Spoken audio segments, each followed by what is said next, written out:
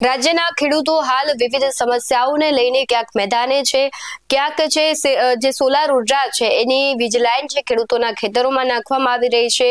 એ કચ્છનો વિસ્તાર હોય કે સુરેન્દ્રનગર હોય કે રાજ્યના બીજા જિલ્લાઓ કેમ ન હોય, ખેડૂતોની સમસ્યાઓ અત્યારે વ્યાપક બની ગઈ છે અને જે રાજકીય પાર્ટીઓ છે એ પણ ક્યાંક ખેડૂતોના મુદ્દે છે લડી લેતી હોય છે અને તેને મહોરો બનાવી અને ક્યાંક લડવાના મૂડમાં દેખાઈ રહી હોય છે। આપણે ભૂતકાળમાં જોયું જ કે જે આખી કડદા પ્રથા હતી તેને લઈને આમ આદમી પાર્ટીના પૂર્વ નેતા રાજુ કરપડા સાથે પ્રવીણ રામ એ બધાએ લડત ચલાવી, પરંતુ ત્યારબાદ અત્યારે જે ખેડૂતોની સમસ્યા છે તે ઘટી નથી।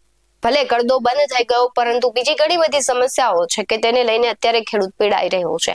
એ ટેકાના ભાવની ખરીદી હોય કે પછી કે ભાઈ પાણીની સમસ્યા હોય, હાલ ઘણી બધી સમસ્યામાં બિચારો ખેડૂત છે તે પીડાઈ રહ્યો છે ને આ બધાની વચ્ચે હવે વાવ અને થરાદના જે જિલ્લાઓ છે એમાંથી સોલાર ઉર્જા છે તેના આખા જે પ્લાન્ટ છે તેની વીજ લાઈન છે ખેતરમાંથી કાઢવામાં આવી છે અને તેનો યોગ્ય વળતર ન આપવાની ખેડૂતો અત્યારે વાત કરી રહ્યા છે કે તંત્ર દ્વારા તેમને યોગ્ય વળતર નથી આપવામાં આવી રહ્યું। આ મુદ્દાને લઈને પાલંબલિયા અને ગેનીબેન ઠાકોર મેદાને આવ્યા છે।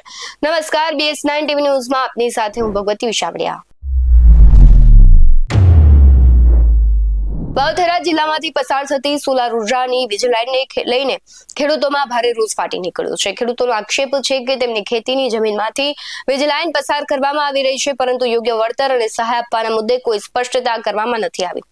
મળતી માહિતી મુજબ વાવ-થરાદ વિસ્તારના અનેક ખેડૂતો આજે અધિક કલેક્ટરને રજૂઆત કરવા જિલ્લા કચેરીએ પહોંચ્યા। રજૂઆત દરમિયાન ખેડૂતોએ જણાવ્યું છે કે સરકાર અને સંબંધિત વિભાગો દ્વારા જમીનનો ઉપયોગ કરવામાં આવી રહ્યો છે પરંતુ વળતર અંગે સંતોષકારક જવાબ નથી મળતો। ખેડૂતો કહી રહ્યા છે કે વીજ લાઈન માટે તેમની જમીનમાં થાંભલા ઉભા કરવામાં આવ્યા છે અને ખેતીમાં અવરોધ પણ ઉભો થયો છે, છતાં સહાય કે યોગ્ય વળતર અંગે કોઈ કાર્યવાહી નથી કરવામાં આવી। કેટલાક ખેડૂતો આક્ષેપ કરી રહ્યા છે કે ખેડૂતોને વળતર આપવાની જગ્યાએ સરકાર તેની જમીન છીનવી રહી છે। રજૂઆત દરમિયાન અધિક કલેક્ટરે તેમને જણાવ્યું છે કે જો તેઓ ઈચ્છે તો હાઈકોર્ટનો માર્ગ અપનાવી શકે અને આ નિવેદનથી ખેડૂતોમાં વધુ અસંતોષ ફેલાયો છે। ખેડૂતોનું કહેવું છે કે સ્થાનિક સ્તરે જ સમસ્યાનો ઉકેલ લાવવામાં આવે અને તેમને ન્યાય મળે। ખેડૂતોએ ચેતવણી પણ આપી દીધી છે કે જો સમયસર યોગ્ય વળતર અને લેખિત ખાતરી નહીં આપવામાં આવે તો તેઓ આગામી દિવસોમાં આંદોલનનો માર્ગ અપનાવશે। સમગ્ર મામલે પાલંબલિયા ગેનીબેન ઠાકોર છે તે ઘટના સ્થળે પહોંચ્યા હતા।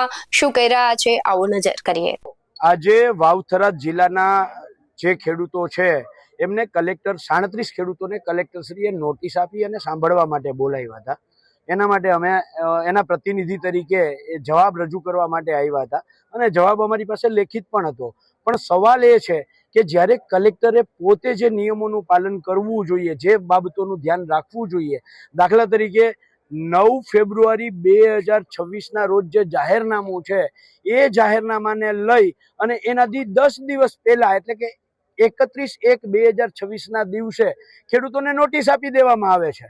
એટલે આ જ્યારે અમે સવાલ પૂછ્યો ત્યારે ક્યાંક ને ક્યાંક કલેક્ટરની જાણે ચોરી પકડાઈ ગઈ હોય અને એને એવું લાગ્યું કે મીડિયા હાજર હશે તો મીડિયાની હાજરીમાં તો અમારો ક્યાંક ભોપાડું થતું થઈ જાય, એટલે એણે એમ કહ્યું પેલા મીડિયાને બહાર કરો, આપણે 2-5 જણા સાથે મળીને આ ચર્ચા કરી લઈએ। ભાઈ અમારે ચર્ચા મીડિયાની હાજરીમાં કરવી હતી, કારણ કે જેથી કરીને મીડિયાને પણ ખબર પડે કે અત્યારના કલેક્ટરશ્રીઓ કંપનીઓના ખોળામાં કેવી રીતે બેઠા છે અને કંપનીઓ માટે કેવી રીતે કામ કરે છે। આ સરકાર છે એ અદાણીને અંબાણીના ખોળામાં કેવી રીતે બેઠી છે અને એના માટે કેવી રીતે કામ કરે છે, ભોપાળું થતું થાય એટલા માટે અમે કહ્યું કે નહીં, મીડિયાની હાજરીમાં જ ચર્ચા થવી જોઈએ।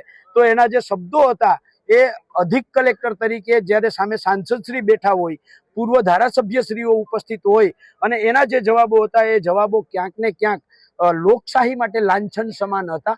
પોતાના જવાબ આપવાના બદલે આ કંપનીઓનો જાણે પાવર ગાજતો હોય એવી રીતે એ ગાજતા હતા અને એના ઉપરથી બહુ સ્પષ્ટ થાય છે કે જો સાંસદશ્રીની હાજરીમાં આગેવાનોને આવી રીતે જો જવાબો આપતા હોય તો સામાન્ય ખેડૂતોના લોકો કેવા જવાબ આપતા હશે।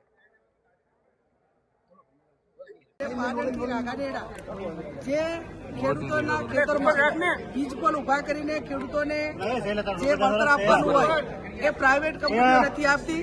આજે ખેડૂતોને નોટિસો આપીને અહીંયા એમને ખુલાસા માટે કરીને બોલાવ્યા હતા। ખેડૂતોના સમર્થનમાં અમે બધા આવ્યા છીએ। સરકાર એ કોઈ પણ ડેવલપિંગ કરતી હોય તો એમાં વિરોધ પક્ષ તરીકે અમારી મદદ હોય, પણ પ્રાઇવેટ કંપનીઓને કરોડોપતિ થવા માટે અને ધંધો કરવા માટે જે ગામની ખેતી જે જમીન છે એ જમીન સોલારમાં કે પ્રાઇવેટ કંપનીઓને આપીને અહીંના લોકલ જે ખેડૂતોના અધિકાર હોય, ગામના અધિકાર હોય, એ છીનવવા માટેના પ્રયત્નો થઈ રહ્યા છે. અને એવા સંજોગોમાં ખેડૂતોને જે વળતર આપવાનું હોય, એકના એક રાજ્યમાં, એકના એક જિલ્લામાં, એકના એક ગામમાં એ અલગ અલગ રીતે વળતર આપે છે. અને એના કારણે ખેડૂતો વચ્ચે એકાબીજા વચ્ચે મનદુખ ઉભા થાય છે. એટલે અમે સરકાર પાસે રજૂઆત કરી છે કે જે જિલ્લાની અંદર સૌથી વધારે વીજપોલનું વળતર આપ્યું હોય આજ સુધીમાં કોઈ પણ ખેડૂતને, એ પ્રમાણે તમામ ખેડૂતોને એનું ચૂકવણું કરે. અને જે નોટિસો આપી છે, ક્યાંક જાહેરનામા પહેલા નોટિસો આપી દે, ક્યાંક જે વહીવટી રીતે પ્રોસેસ કરવી પડે એ પણ નિયમો પ્રમાણે નથી થઈ. અને પ્રાઇવેટ કંપનીઓ એ સરકારને હપ્તા આપતી હોય તો એમને મુબારક છે, કોઈ એમના લોકોને કામ આપતી હોય તો એમને મુબારક છે, પણ ખેડૂતોના ભોગે નહીં, ખેડૂતોને પૂરેપૂરું વળતર આપે એના માટે કરીને કોંગ્રેસ પાર્ટી, કોંગ્રેસના વિવિધ સંગઠનો સાથે રહીને ખેડૂતો માટે લડશે. બેન, બટાકાના યોગ્ય ભાવ નથી મળ્યા, વિરોધ કરવામાં આવી રહ્યો છે. સમગ્ર ગુજરાતમાં અને આમ ગણવા જો તો ભારતમાં સૌથી વધારે બટાકાનું ઉત્પાદન એ બનાસકાંઠા જિલ્લો કરે છે. વર્તમાન સમયની અંદર જે પ્રાઇવેટ કંપનીઓ એ ખેડૂતો પાસે પહેલા કરાર કરતી કે ભાઈ તમારું જેટલું પણ ઉત્પાદન થશે એટલું અમે ખેતરમાં આવીને તમારો માલ લઈ દઈશું. આજે એ કંપનીવાળા ફોન કોઈ ઉપાડતા નથી, ખેડૂતોને કોઈ જવાબ આપતા નથી. અને આ બટાકા વસ્તુ એવી છે કે જેનો સંગ્રહ લાંબો ટાઈમ ખેડૂતો કરી શકતા નથી. તો સરકાર પાસે અમે અપેક્ષા રાખીએ છીએ કે જે કંપનીઓએ ખેડૂતો સાથે કરાર કર્યા છે એ કંપનીઓની સામે ફોજદારી ગુનો નોંધે અને તમામ ખેડૂતોનો માલ જે એમને ભાવ નક્કી કર્યા હોય એના પ્રમાણે વળતર આપે. અને ન આપે તો એ કંપનીઓ વતી એ સરકાર ખેડૂતોને ભાવ આપે. બીજું કે જ્યારે કોઈ પણ કોલ્ડ સ્ટોરેજ બનાવ્યા હોય ત્યારે સરકાર, કેન્દ્ર સરકાર કે રાજ્ય સરકાર સબસિડી આપે છે. અને ખેડૂતોનો માલ એ 25 કે 30% ખેડૂતોનો માલ એની અંદર કોલ્ડ સ્ટોરેજની અંદર લેવાનો હોય છે. વર્તમાન જે કોલ્ડ સ્ટોરેજના માલિકો છે એ એક પણ ખેડૂતોનો માલ લેતા નથી, કંપનીઓનો જ માલ લે છે. અને જ્યાં સુધી આનું સોલ્યુશન ન થાય ત્યાં સુધી રાજ્ય સરકાર એ બટાકાના ઠેકાના ભાવ જાહેર કરી અને રાજ્ય સરકાર ખરીદી કરી અને ખેડૂતોને પૂરા ભાવ આપે એવી હું સરકાર પાસે અપેક્ષા રાખું. હાલ સમગ્ર મામલે પ્રશાસન તરફથી સત્તાવાર નિવેદન આવવાનું બાકી છે. ખેડૂતો ઘણા બધા આક્ષેપ લગાડી રહ્યા છે અને આ એક સમસ્યા કોઈ એક જિલ્લાની, એક કોઈ વિસ્તારની નથી રહી. સમગ્ર ગુજરાતમાં ખેડૂતોને લઈને ઘણી બધી સમસ્યાઓ છે. તેમની જમીનને લઈને, વીજપોલને લઈને ઘણા બધા પ્રશ્નો છે. પરંતુ આ મામલે હવે સરકાર શું એક્શન લે છે તેના પર સૌની નજર રહેશે. આવા જ વધુ અહેવાલો સાથે ફરી મળતા રહીશું. તમે અમારી YouTube ચેનલને સબસ્ક્રાઇબ કરવાનું, અમને Facebook અને Instagram પર ફોલો કરવાનું ભૂલશો નહીં. બાકી અવનવી અપડેટ્સ મેળવવા માટે આપ જોતા રહો BS9 ન્યૂઝ. નમસ્કાર.